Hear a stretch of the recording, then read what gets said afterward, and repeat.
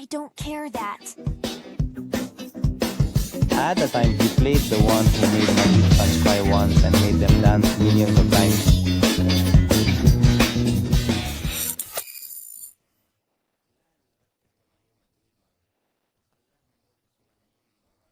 Today, we won't just talk about his goals, we'll reveal secrets you've never heard and experience with him, moments of downfall and rise, and the fire within him. Are you ready to find out how a child from the streets of Brazil became Madrid's golden boy? I am Chilano and I have him with me, but this time you will hear the story from a different perspective. Ready for the shock? Let's go. I swear. By God to God.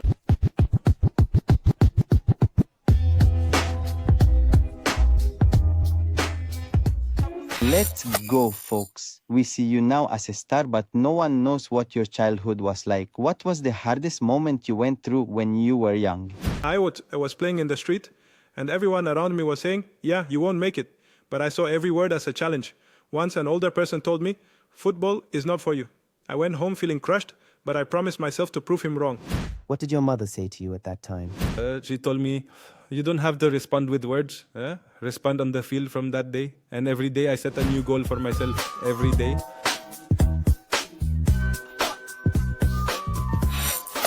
Some people think Real Madrid snatched you from the first moment, but the truth is they rejected you at first. What exactly happened? Candy, 16 years old, and when Real Madrid saw me, I told him I was young and couldn't talk to anyone. But my dad told me rejection isn't final.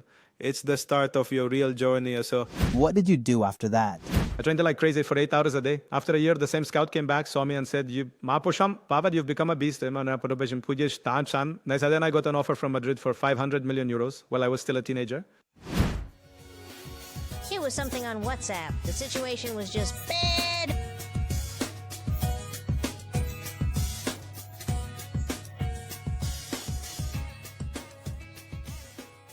People see the fame, but no one saw your tears the first night in Madrid. Tell me.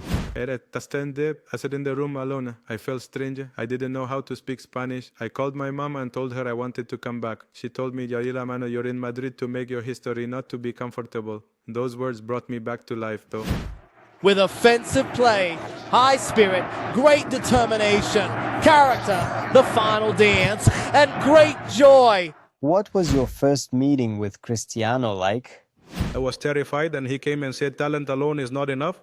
It's the work that makes the legend. We started training together after practice. He would wake me up early and make me train more. What is the strangest advice he gave you? He told me to sleep early. Sleep is training.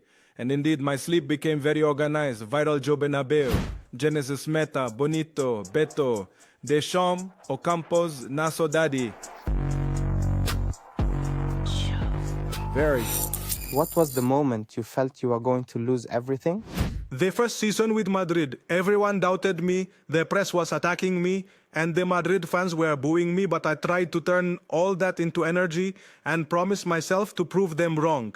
And the greatest moment of triumph? After Liverpool's win in the final, I felt like I achieved my childhood dream.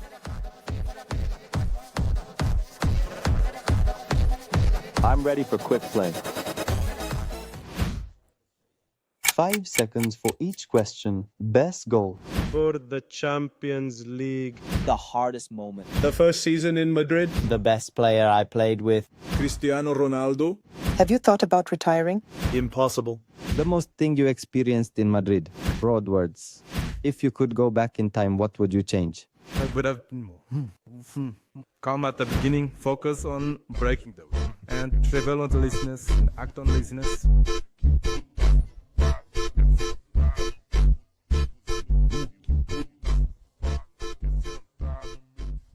All that was just a prelude, but the real shock, the secret no one likes to talk about, is that the biggest crisis he faced at Real Madrid wasn't from the press or the fans. It was from within the locker room. On a Champions League night, cameras captured Karim Benzema, the team captain, telling a teammate verbatim, "Don't pass to him. He's playing against us."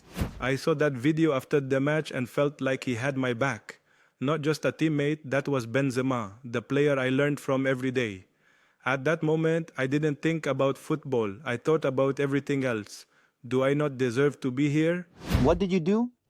The next day in training, did you confront him?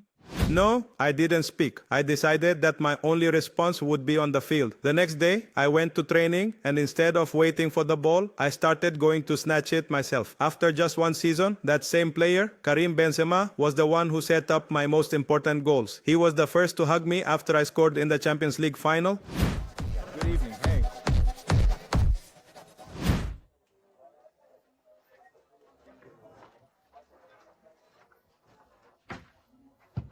The story of Vinicius Jr. is not just the story of a football player. It's a story about how to turn every no in your life into the biggest motivation for success, how to turn boos into applause and your teammates' doubts into silent acceptance. If there's one message I want to tell any child dreaming, it's don't let anyone determine your worth. True strength isn't in your legs. True strength is in your mind and heart that believes in its dream until the very end. From the streets of Brazil to the King of Madrid, Vinicius Jr. proved that impossible is just a word we invent to justify our fears. That was Vini's story. Stay tuned next week for a new legend and a new story that will change your mind.